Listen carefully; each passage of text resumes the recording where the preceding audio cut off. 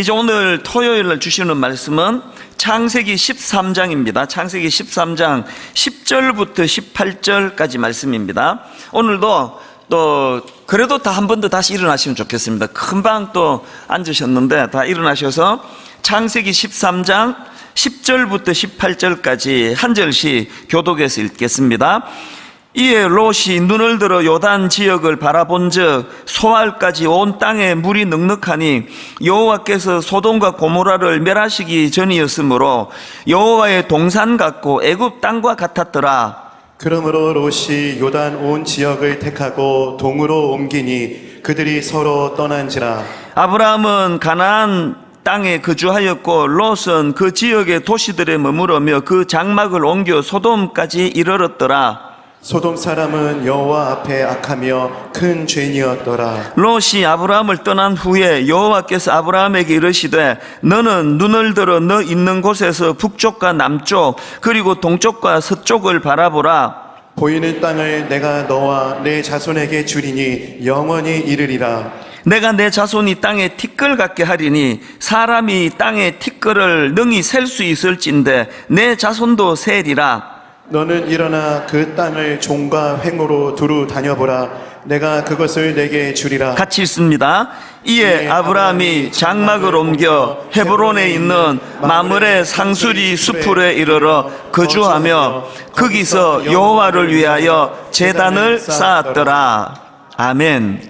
자리에 앉아주시기를 바랍니다. 살아가다가 보면은 참 외로움을 맞닥뜨릴 때가 있습니다. 뭐 인생 자체가 그 외로운 거지만 그 외로움 중에도 어떤 특별한 기간에 혹은 어떤 특별한 때에 그 외로움이 극심할 때가 있음을 경험을 하는데요. 저도 돌아보면은 그런 적이 몇 번 있었던 것 같습니다. 처음 이민 갔을 때는 말할 것도 없고, 그리고 이제 혼자서 이민 생활을 정리하고 한국으로 되돌아왔을 때, 그때 뭐 가족 떠났죠? 그리고 제가 원래 어릴 때부터 자라던 교단이 아닌 다른 교단으로 왔죠?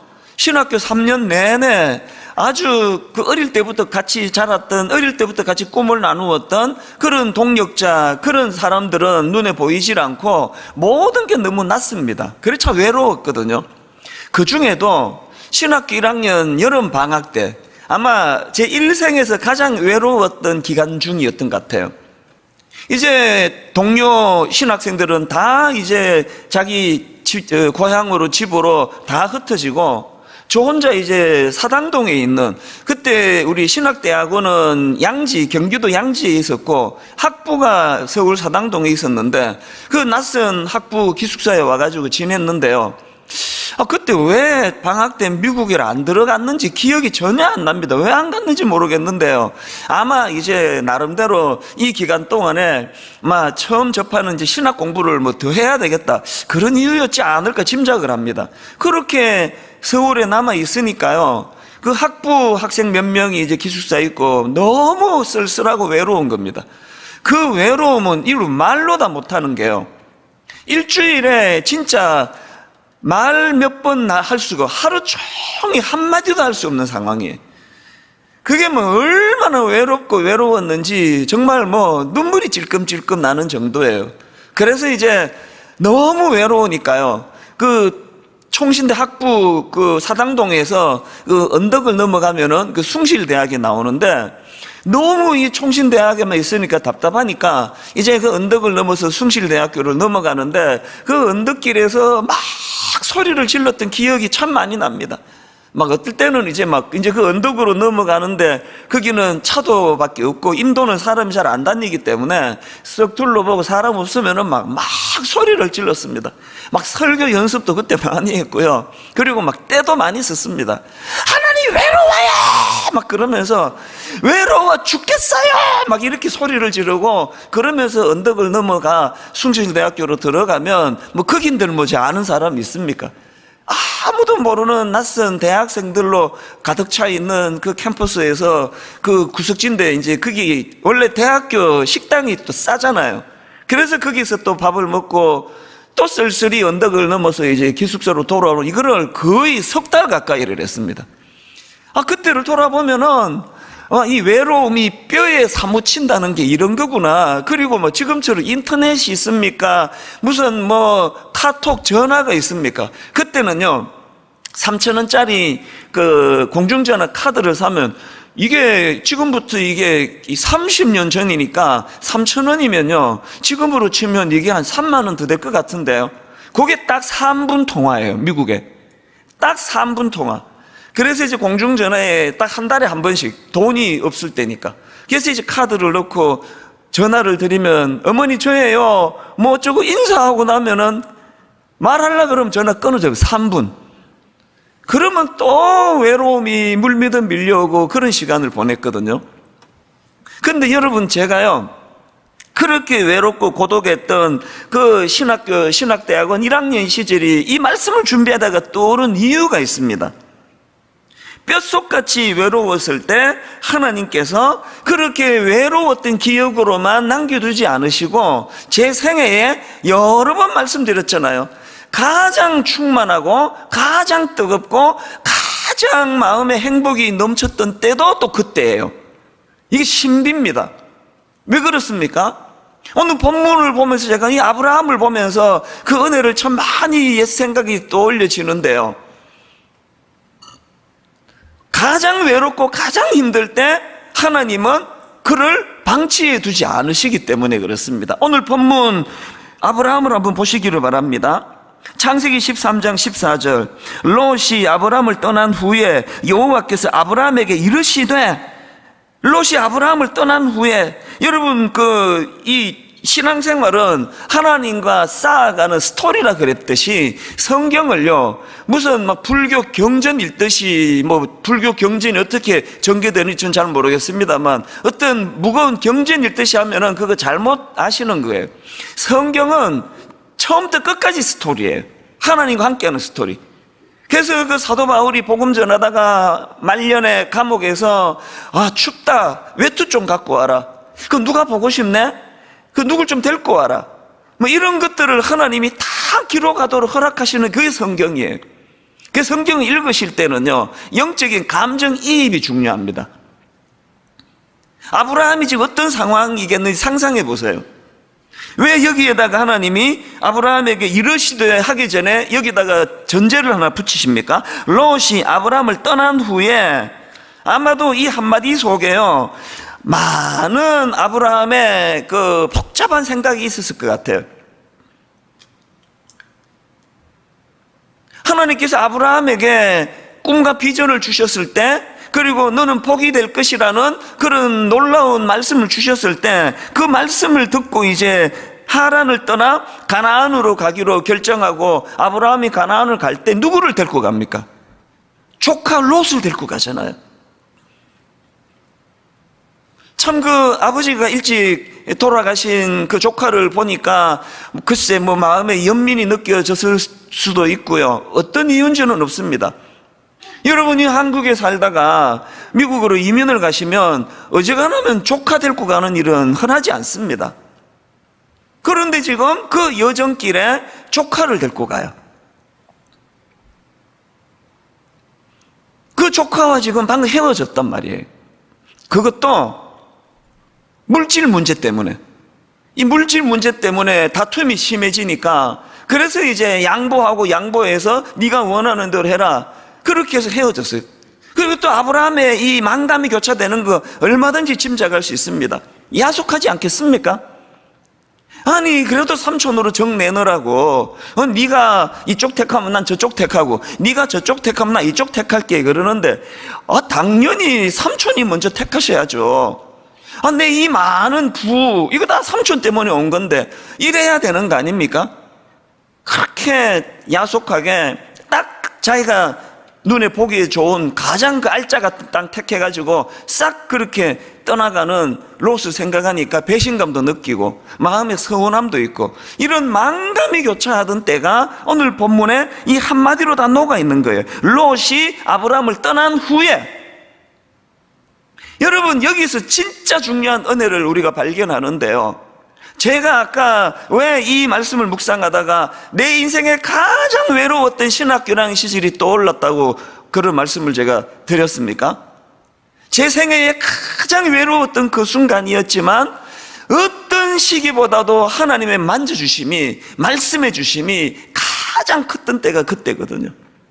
사당동에서 숭실대 기숙사 올라가는 그 언덕으로 너무너무 외롭고 힘들 때, 그리고 골방에 들어가서 그럼 골방이고 뭐고 없습니다.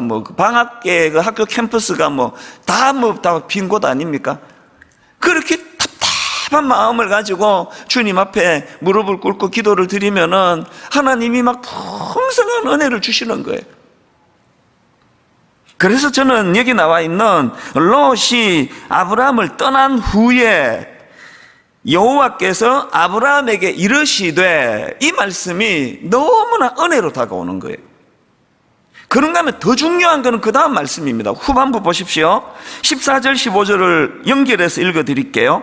롯이 아브라함을 떠난 후에 여호와께서 아브라함에게 이르시되 너는 눈을 들어 너 있는 곳에서 북쪽과 남쪽 그리고 동쪽과 서쪽을 바라보라. 보이는 땅을 내가 너와 내 자손에게 주리니 영원히 이르리라. 이게 얼마나 놀라운 말씀입니까? 우리 하나님은요, 그저 우리 감정만 이렇게 살살살 만져주시는 그런 감성적인 하나님이 아니세요. 그냥 그때 외로우면 그때 외로움만 살짝 드러내도록 코미디 영화 보여주듯이 그런 하나님이 아니세요. 가장 생각이 복잡하고 가장 외롭고 가장 힘든 그때 하나님은 아브라함에게 나타나 그를 위로해 주실 뿐만 아니라 다시 약속의 말씀을 확인시켜 주시는 거예요. 다시 약속의 말씀을 끄집어내는 이유가 어디 있겠습니까? 네가 이 모든 희로애락의 감정을 극복하고 이겨내야 될 이유가 있다. 주소를 읽지 말라고. 이민 가서 제일 힘든 게 그거예요. 내가 지금 미국에 왜 와 있지? 이것도 안 되고 저것도 안 되고, 내가 지금 남의 나라 와가지고 뭐 하고 있지? 이게 가장 이민자들을 힘들게 하더라고요. 제가 겪어봤거든요.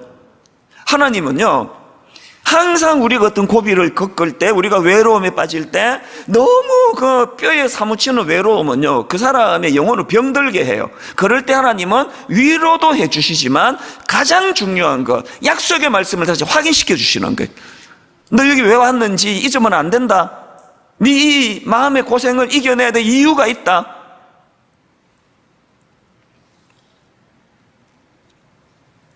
제가 내 인생에 가장 외로웠던 신학교 3년 동안의 그 시절이었지만 그 기간이 저에게 가장 영적으로 충만한 기간이었고, 더 중요한 것, 그 신학교 3학년 그 내내 어떤 면에서는요, 주말에 집에도 갈 수 없고 방학 때도 집에도 가지 않고 현실적으로 모든 저를 아끼는 가족들과 주변 사람들이 없는 교단도 다른 그곳에서 3년을 제가 지냈기 때문에 그 기간에 하나님이 말씀해 주시고, 무엇보다도 그 기간에 하나님이 교회를 향한 꿈을 주셨다는 거예요. 제가 선을 엄청 많이 받고 많이 퇴짜 맞았다는 이야기를 드렸잖아요. 지금 생각해 보면요, 퇴짜 맞을 짓을 하고 제가 선을 본 거예요. 제가 제 아내 만나가지고 한 첫날 5시간인가 6시간인가 설교를 했다 그랬잖아요. 미국에서 왜 나왔고, 내가 어떤 꿈을 꾸면서 한국에 나왔고, 한국에 돌아와 어떤 교회를 꿈꾸고, 지금 내가 청소년 사역을 하고 있는데 이 청소년 사역을 통하여 어떤 아이들에게 꿈을 심어주고, 그거를 5시간 6시간씩 그거 매 선볼 때마다 그런 이야기를 하니까 어느 아가씨가 그걸 좋아하겠냐고. 안 그래도 지금 목사 될 거라는 그것만 해도 지금 가슴이 답답한데, 그러나 그게 제 아내에게 5시간, 6시간 내가 선보러 나온, 그것도 처음 보는 우리 청년부 자매 그 성도 아닙니까? 계속 제 꿈 이야기를 했던 건요, 그거 왜 그러냐? 교회에 대한 꿈이 목구멍까지 차 있었기 때문이에요. 쿡 찌르면은 교회에 대한 꿈이 나오는 걸 어떡합니까? 그랬더니 하나님께서 그 꿈을 귀하게 보는 그런 자매를 제 아내로 허락해 주셨기 때문에 여전히 저희는 부부가 같이 교회를 향한 꿈을 꾸는 동력자거든요. 권태감 이런 거 없습니다. 그런 말 하잖아요. 우리 청년들 잘 들으세요. 사랑은 마주보는 것이 아니라 같은 곳을 바라보는 거예요. 결혼하고 한 1년만 마주보세요. 바로 권태감 옵니다. 사랑을 마주보는 게 아니에요. 같은 곳을 바라보는 거예요. 선 자리에서 5시간, 6시간 교회에 대한 꿈을 제 아내 될 사람한테 이야기를 했고, 그 아내는 놀랍게도 2시간이 지나면서 신혼여행 가서 그 얘기했다 그러지. 2시간이 지나면서 이 남자다. 이 남자 놓치면 큰일 나겠다. 내가 약간 과장을 넣어서 지금 감정을 표현하는 것 같습니다. 큰일 날 정도는 아닌데, 하여튼 이 남자 놓치면 안 되겠다. 여러분, 지금 선보로 나온 7살 많은 노총각 남루한 남자 전도사가 오자마자 뭐 가정 이야기 뭐 이런 건 안 하고 교회 이야기만 막 냈다 해대는데 2시간이 지나면서 이 남자다. 이 남자 놓치면 안 된다. 이거 과장이라니까 놓치면 안 되는 게 아니고 하여튼 이 남자다. 그래서 시작한 가정이에요. 그러고는 저는 신혼 때부터 청소년 사역에 미쳐 있었기 때문에요. 눈 뜨면 아이들 일어나기도 전에 나가가지고 아이들 다 잠들 때 집에 들어오는 신혼 때 집에서 저녁을 먹어본 적이 많지 않습니다. 그걸 제 아내가 다 견뎌냈거든요. 왜 견뎠을까요? 같이 꿈꾸는 거니까. 이게 언제 만들어졌다고요? 신학교 3년 가장 외로웠던 그 순간 여호와께서 아브라함에게 말씀하여 이르시되 눈을 들어 동서남북을 바라보라. 네가 왜 한국으로 돌아왔는지 잊으면 안 된다. 왜 한국에 왔니? 돈 벌러 왔니? 한국에 왜 왔니? 이걸 계속 무장시켜 주시는 거예요. 제가 며칠 전에 이틀 전인 거 설교하면서 내가 29 예비 담임 목사님들한테 요새 잔소리가 너무 많아졌다고, 내가 반성한다고. 왜 잔소리가 많아졌냐 보니까 내가 두려워서 그랬다고. 그렇게 제가 반성하는 말씀을 드렸지만 사실은요, 두려워서 그런 것도 사실이에요. 그러나 또 한편 지금 여러분, 저는요 내 생애에서 가장 외로운 순간을 지금 맞이하고 있습니다. 29 교회가 세우신다는 이것이 너무나 영광스러우면서도 이번 특세 내내 제가 마음이 아팠던 거, 어떤 성도님들은 자꾸 우세요.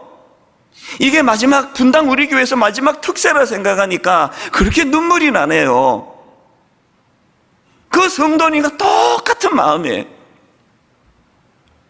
19년을 이렇게 함께 울고 함께 웃으며 함께 스토리를 만들어가던 그 성도님들을 이제 29 교회로 4분의 3 되는 성도들을 파송한다 할 때 약간 이게 좀 과장된 표현인지 모르겠습니다만 살점을 뜯어내는 게 이런 거구나.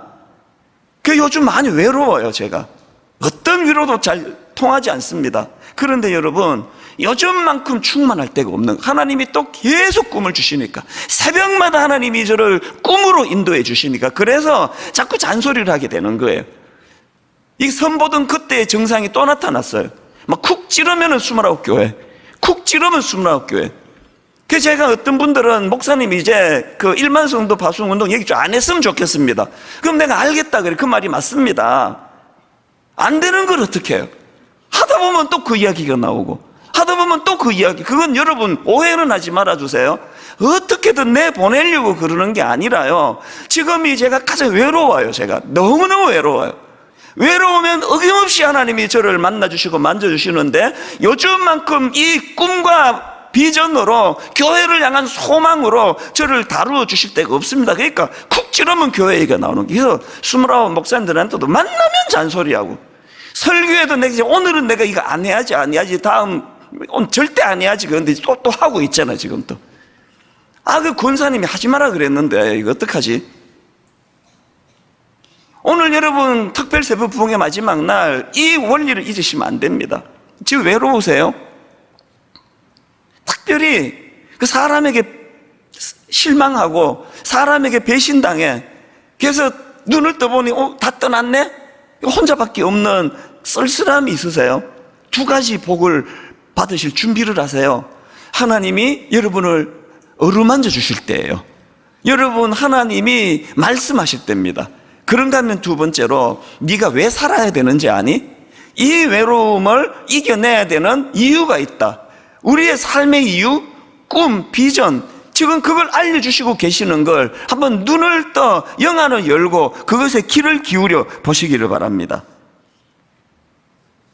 이런 맥락에서 저는 오늘 본문에서 하나님이 아브라함에게 또다시 한번 꿈과 비전을 그에게 부어주시면서 눈을 들어 동서남북을 바라보라 말씀을 주시는데, 여기서 제가 발견하는 하나님의 액센트를 제가 느껴요. 자, 14절을 다시 보십시오. 롯이 아브라함을 떠난 후에 여호와께서 아브라함에게 이르시되 너는 눈을 들어, 너는 눈을 들어. 또 17절을 보세요. 처음부터 힘을 주고 하시는 말씀이에요. 너는 일어나, 너는 일어나. 그 땅을 종과 행으로 두루 다녀보라. 내가 그것을 내게 주리라. 하나님의 액센트가 느껴지세요? 눈을 들어라, 일어나라. 17절을 현대인의 성경으로 보니까 이제 너는 일어나 이리저리 다니며, 이제 너는 일어나 이리저리 다니며 그 땅을 사방 살펴보아라. 내가 그것을 너에게 주겠다. 하나님의 마음이 읽혀지지 않으세요? 너 지금 그 힘든 상황 내 이해한다. 조카로가 그 사랑하는 조카를 떠나보내고 얼마나 마음이 복잡하겠냐고. 그러나 거기에 무너지면 안 된다. 거기에 함몰되면 안 된다. 고개 숙이고 있지 마라. 일어나. 그 청승맞게 그러지 말고 내가 너에게 약속한 그 땅 이리저리 일어나 이리저리 다니며 그 땅을 사방 살펴보거라.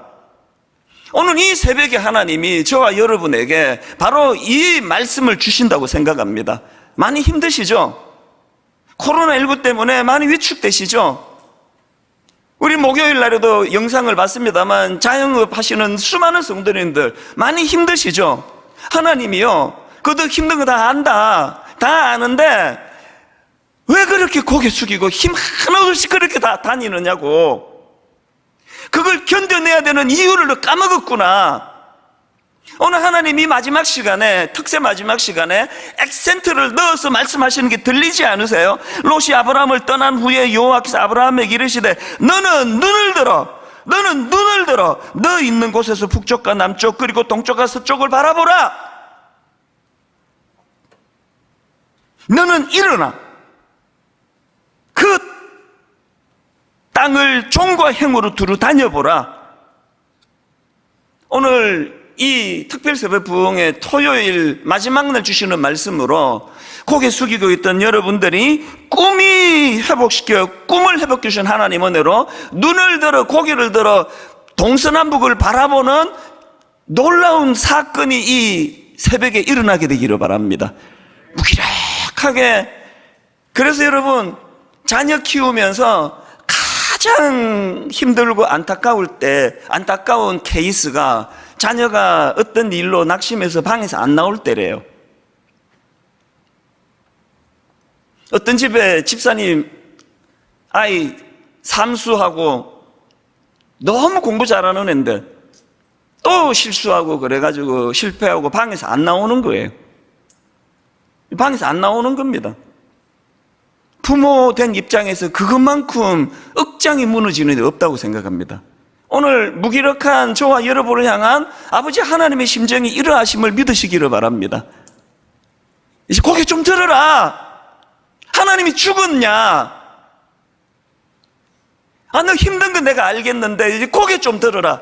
그리고 그렇게 이제 어머니 버전으로 말씀드릴게요.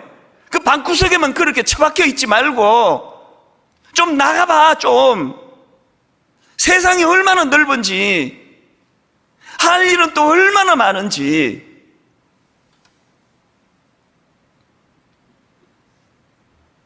여러분, 우리가 다시 일어서야 되고 또 다시 일어설 수 있는 힘, 하나님이 우리에게 주신 약속의 말씀이 있기 때문이에요. 그런가 하면 또 한 가지. 자, 14절을 다시 보십시오. 롯이 아브라함을 떠난 후에 여호와께서 아브라함에게 이르시되 너는 눈을 들어 너 있는 곳에서 북쪽과 남쪽 그리고 동쪽과 서쪽을 바라보라. 여러분, 여기 나와 있는 너는 눈을 들어 이 말씀을요, 구약의 그 에스겔 8장에 보면은 선지자 에스겔에게 주신 상황과 좀 비슷해요. 에스겔 8장에 보면은 선지자 에스겔이 아주 특별한 환상을 경험합니다. 자, 에스겔 8장 3절입니다. 그가 손 같은 것을 펴서 내 머리털 한숨을 잡으며 주의 영이 나를 들어 천지 사이로 올리시고 하나님의 환상 가운데에 나를 이끌어 예루살렘으로 가서 안뜰로 들어가는 북향한 문에 이르니 거기에는 질투의 우상, 곧 질투를 일어나게 하는 우상의 자리가 있는 곳이라. 지금 하나님께서 에스겔을 잡아가지고 하늘로 끌어올리시는데요, 그 과정에서 에스겔이 뭘 보느냐 하니까 그 다음 나오는 8장 4절입니다. 이스라엘 하나님의 영광이 거기에 있는데, 이스라엘 하나님의 영광이 거기에 있는데 내가 들에서 본 모습과 같더라. 지금 하나님께서 에스겔을 하늘로 끌어올리시는 이유를 아시겠죠? 지금 하나님께서 에스겔에게 그냥 눈으로 보이는 현실의 문제에만 함몰되어 있지 말고, 여러분 여기 나와 있는 하나님의 환상, 이거는 히브리어로요, 하나님이 보시는 것, 이렇게 번역할 수가 있습니다. 지금 하나님께서 에스겔을 끌어올려 가지고 하나님의 환상 가운데서 나를 이끌어, 뭘 의미합니까? 온통 눈에 보이는 현실에만 함몰돼서 맨날 날 지치게 만드는 것밖에 안 보이고, 날 실망시키는 것밖에 안 보이고, 막 온통 나 배신하는 사람밖에 없고, 온통 나를 그냥 인격적으로 대하는 사람은 별로 없고, 전부 나 이용해 먹을 사람만 보이고, 온통 눈에 보이는 것만 바라보고 있으면 하나님께서는 아브라함에게 눈을 좀 들어라, 에스겔에게는 끌어올려서 하나님의 환상을 보게 하세요. 하나님의 환상이 뭐라고요? 하나님이 보시는 거를 좀 보라는 거 아닙니까? 어제 저는 분당 우리 교회 담임 목사로서 안목과 통찰력을 구한다, 그런 말씀을 드렸는데요, 말씀드렸죠? 안목, 이거는요 드러나지 않는 것을 보는 능력, 이게 안목. 그래서 그 본질을 꿰뚫어 보는 힘, 이게 안목이에요. 제가 이걸 구합니다. 그리고 통찰력이란 예리한 관찰력으로 사물을 꿰뚫어 보는 거예요. 예리한 관찰력으로 사물을 꿰뚫어 보는 걸 통찰력이라 그러는데, 영어로 비슷한 단어가 인사이트다, 그런 말씀 어제 드렸잖아요. 인사이트가 뭐냐? 아웃사이트가 외부에 있는 사물을 관찰하는 능력, 이게 아웃사이트라면 인사이트는 뭐겠습니까? 인사이트는 속을 보는 능력이에요. 목사가 외적으로 성도들의 상황을 보고, 이것도 당연히 필요한 능력이지만 성도들이 보지 못하는 속을 보는 능력, 인사이트가 있어요. 설교하는데 30분 내내 뻔히 우리 다 아는 얘기인데 주 얘기 왜 저렇게 길게 하지? 그러면 그게 무슨 설교냐고요. 아무리 성도님들이 묵상하고 읽고 묵상해도 보지 못한 거를 찾아내서 하나님 은혜를, 그걸 선포하는 게 설교 아닙니까? 이게 인사이트거든요. 여러분, 목회자인 제가 왜 안목과 통찰력을 구하는가 하면은, 지도자란 드러나지 않는 것을 보는 눈을 가지고 있어야 그게 지도자이기 때문이에요. 그리고 안목과 통찰력이 있어야 롯처럼 저 눈에 보이는 것밖에 못 보니까 그게 망할 땅인 것도 모르고 택하는 그런 롯처럼 되는 거 아닙니까? 그걸 막아야 되기 때문에 저는 안목과 통찰력을 구하는데, 여러분 중요한 거, 질문, 이 안목과 통찰력은 누가 주시는 겁니까? 하나님이 주시는 거예요. 아브라함에게 눈을 들어 너 있는 곳에서 동서남북을 바라보라 말씀하시는 하나님, 에스겔에게는 그를 끌어올려 하나님의 관점, 하나님의 기준으로 하나님의 환상, 하나님이 보시는 것을 보게 해주시는 그 하나님이 저와 여러분의 하나님이신 줄로 믿습니다. 그 하나님을 우리가 의지할 때, 그 하나님 우리에게 약속의 말씀을 우리에게 다시 허락해 주실 때, 그때 생기는 게 안목과 통찰력, 인사이트인 줄로 믿습니다. 이거 초대교회 때도 경험되어진 거 아닙니까? 너무나 성령 충만함으로, 성령 강림으로 가슴이 뜨거워 말로 다 할 수 없는 은혜로 그렇게 방언으로 통성으로 기도하고 있을 때 그런 걸 경험해 봤어야죠. 낮술이 취했구나, 이게 술 취했다, 그럴 때 베드로가 했던 말 기억하시죠? 사도행전 2장 17절 하나님이 말씀하시기를 말세에 내가 내 영을 모든 육체에 부어주리니 너희의 자녀들은 예언할 것이요 너희의 젊은이들은 환상을 보고 너희의 늙은이들은 꿈을 꾸리라. 지금 예수님 성천하신 이후로 온통 눈에 보이는 그 잡을 죽이려는 그 로마 군병만 보이고 온통 사방에 널려있는 원수들만 보이던, 그래서 두려워 떨던 그 초대교회 지도자들을 향하여 하나님께서 뭘 보여주세요? 에스겔에게 보여주신 하나님의 환상, 다시 말해 하나님이 보시는 걸 보여주시는 거예요. 선지자 요엘에게 주셨던 약속의 말씀, 선지자 요엘에게 주셨던 약속의 말씀을 가지고 그에게 통찰력을, 그에게 안목을, 그들에게 인사이트를 주신 줄로 믿으시기를 바랍니다. 오늘이 바로 그 은혜를 받을 시간이에요. 그래서 여러분 14절 15절 롯이 아브라함을 떠난 후에 여호와께서 아브라함에게 이르시되 너는 눈을 들어 너 있는 곳에서 북쪽과 남쪽 그리고 동쪽과 서쪽을 바라보라. 보이는 땅을 내가 너와 내 자손에게 주리니 영원히 이르리라. 여기 나와 있는 이 너는 눈을 들어, 이 말씀, 이게요 롯과 아브라함의 결정적인 차이라는 거. 이게 완전히 결정적인 차이예요. 그러고 보면요 롯과 아브라함에게 공통점도 있습니다. 공통점이 뭐냐? 자, 먼저 방금 읽었지 14절에서 눈을 들어 너 있는 곳에서 북쪽과 남쪽 그리고 동쪽과 서쪽을 바라보라. 이 말씀을 보면은 롯과 아브라함의 공통점이 13장 10절에 나옵니다. 이에 롯이 눈을 들어, 이 공통점 아닙니까? 여러분, 롯도 눈을 들어 자기가 꿈꾸던 요단 지역 바라봤고요, 아브라함도 눈을 들어 동서남북을 바라보라는 하나님의 말씀을 받았어요. 이 공통점인데 결정적인 차이가 뭔지 아시겠죠? 결정적인 차이는요, 롯은 자기 스스로 보고 싶은 거 보기 위해서 눈을 들었고요, 자기 보고 싶은 걸 보려고 눈을 들었고, 그래서 불행하게도 망해버렸습니다. 눈을 안 들었더라면 롯에게 더 좋았을 뻔했습니다. 그러나 아브라함은 똑같이 눈을 들어 동서남북을 바라보라, 이 말씀이 선포되었지만 그것은 하나님이 지시하는 땅이에요. 하나님이 보라는 땅입니다. 그래서 더 결정적인 차이점, 롯은요 요단 평야만 바라봤고요, 아브라함은 동서남북을 바라보게 하시는 거예요.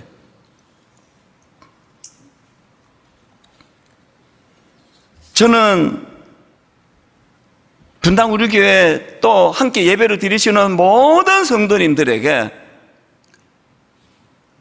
롯과 아브라함의 차이 가운데 롯이 아니라 아브라함 쪽을 선택하며 기도하는 성도님들 되시기를 바랍니다. 그래서 이걸 정리해 보면요, 아브라함하고 롯의 결정적인 차이는 뭐냐? 약속의 말씀에 있고 없음의 차이예요. 약속의 말씀이 없이 바라보는 그곳은 굉장히 위험합니다. 약속의 말씀이 있은 다음에 하나님의 말씀을 따라서 동서남북을 바라보게 되시기를 바랍니다. 여러분, 이 차이가요, 아브라함에게는 안목과 통찰력이 부어졌고 롯에게는 그게 없었다, 이렇게 정리가 되는데, 자, 성경을 다시 한번 보십시오.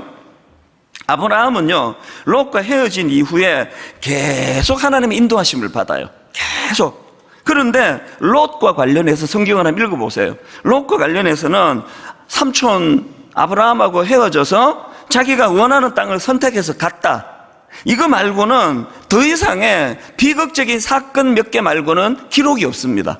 뭘 의미할까요? 하나님의 인도하심을 받지 못했다는 거 아닙니까?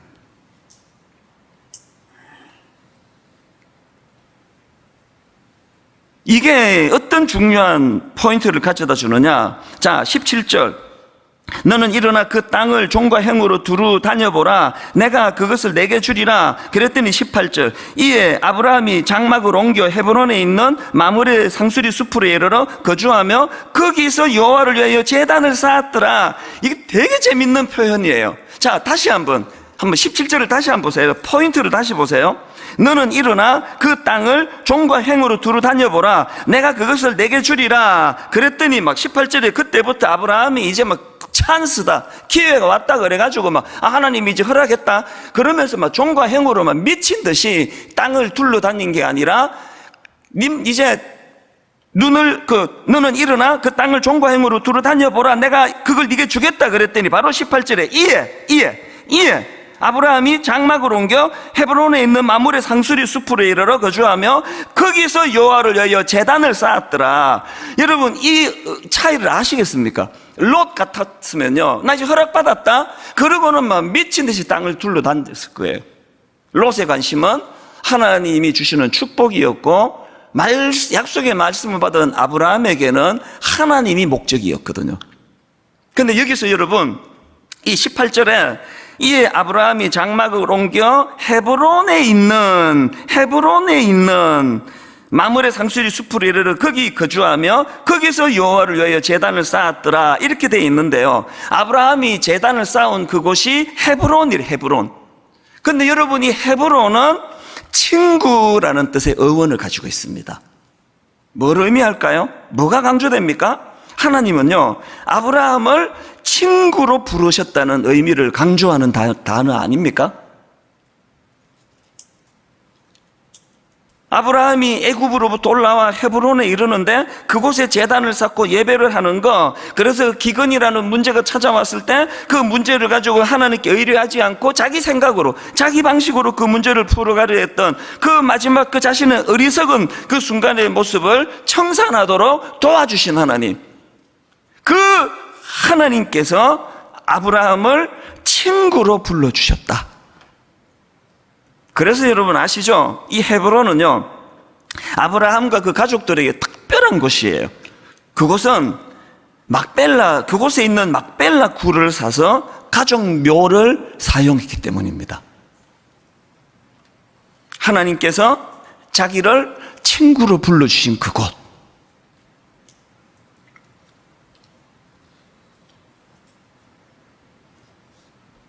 이런 은혜가 있었기 때문에 아브라함은 18절에서 거기서 여호와를 위하여 제단을 쌓았더라. 저는 이 내용을 쭉 보면서 톨스토이의 단편소설 사람은 얼마만큼의 땅이 필요한가, 그 짧은 그 단편소설 다 아시죠? 예전에 설교에 인용한 적도 있던 것 같습니다.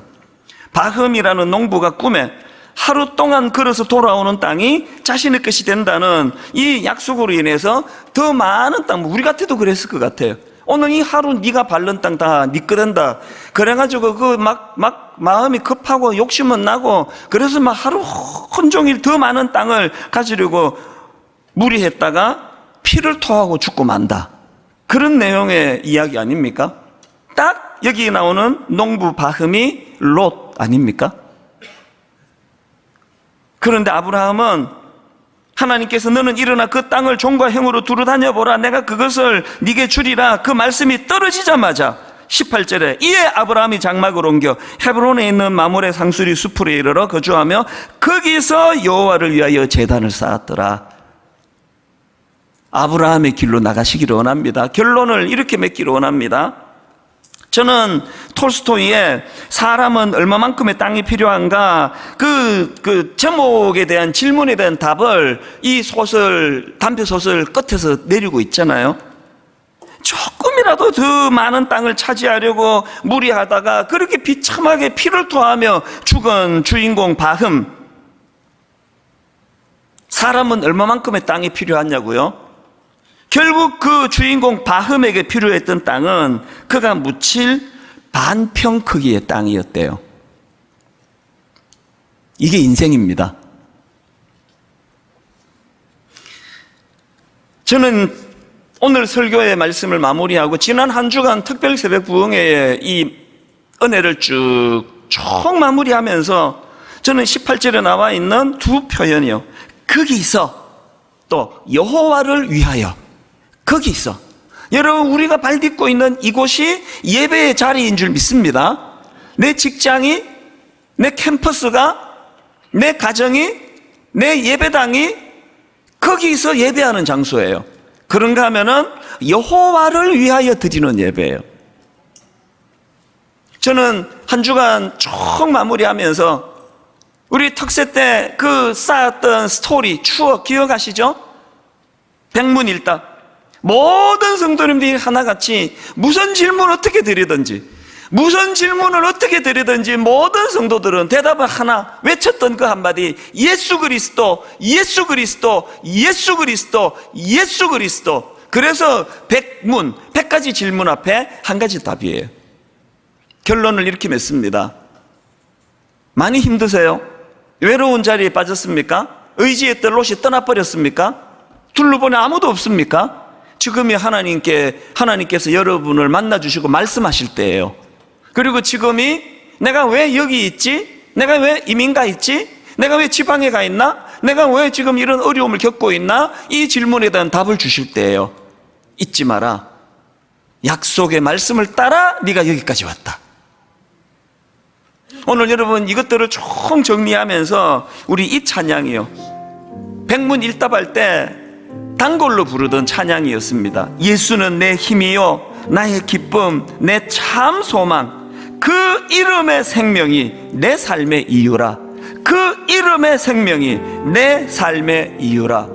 약속의 말씀을 받은 아브라함이 할 수 있는 결론이라고 저는 생각합니다. 우리 가사를 생각하시면서 우리 한번 이 찬양, 누가 내게 너 삶의 이유가 뭐냐? 예수 그리스도. 우리 이렇게 생각하며 찬양 드립니다. 예수는 내 힘이요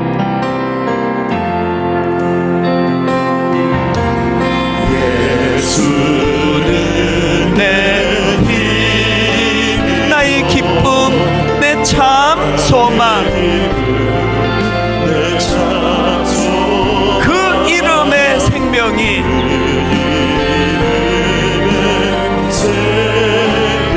내 삶의 이유라.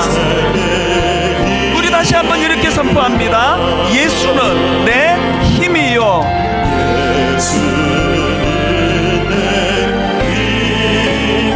나의 기쁨 내 참 소망, 그 이름의 생명이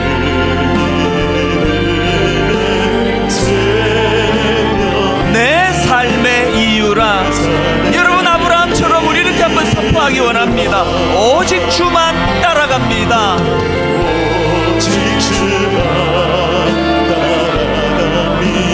오직 주만 높임 받으소서.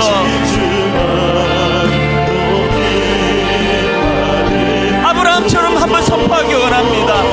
내 평생에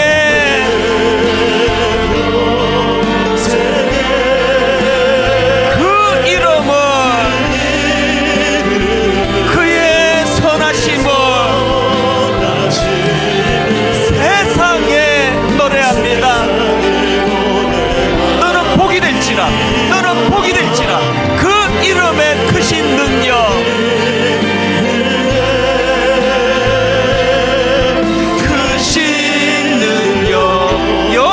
생명이 내 삶의 이유라. 지난 한 주간 하나님과 만들어갔던 그 스토리를 기억하면서 오직 주만 따라갑니다. 오직 주만 높임 받으소서.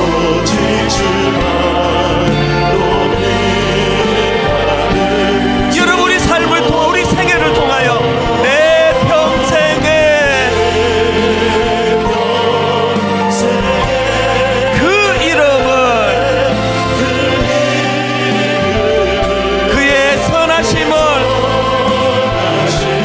세상에 노래합니다.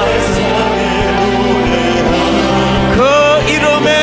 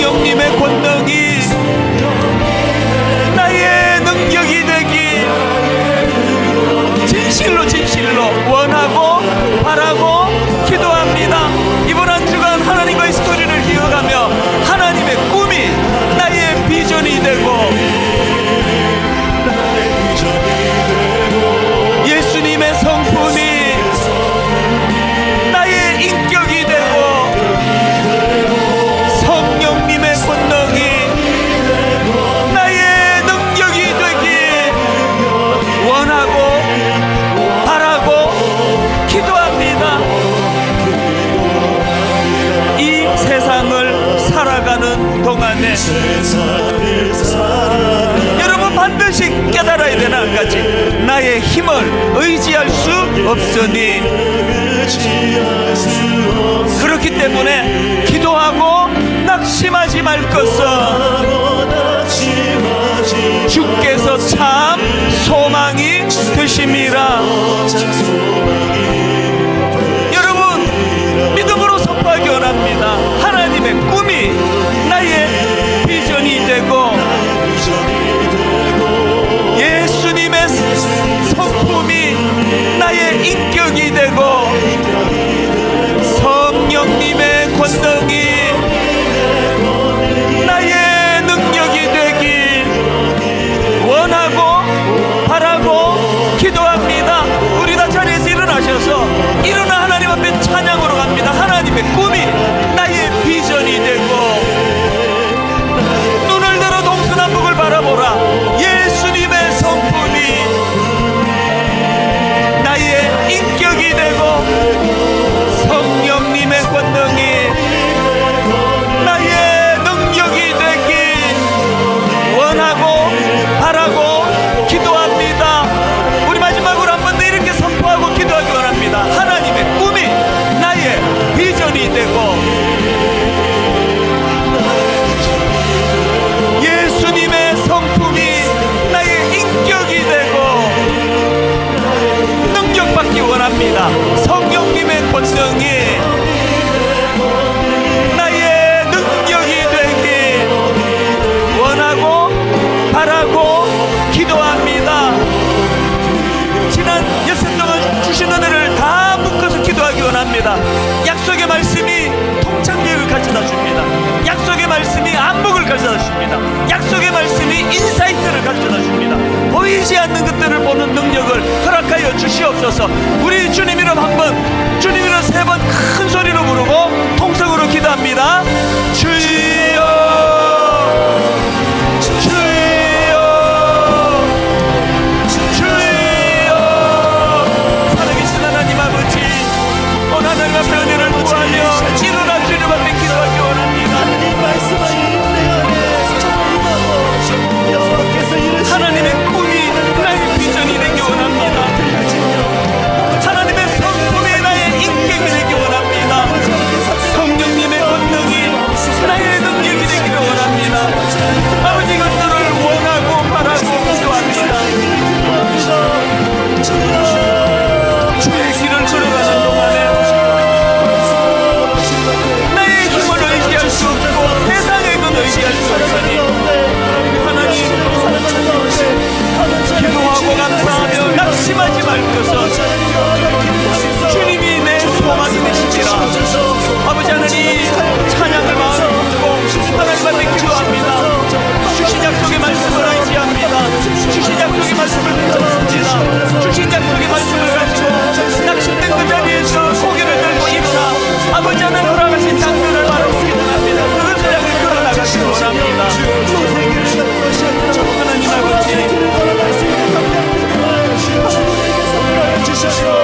아버지, 하나님의 은혜가 우리에게 임하고 그것을 함께하여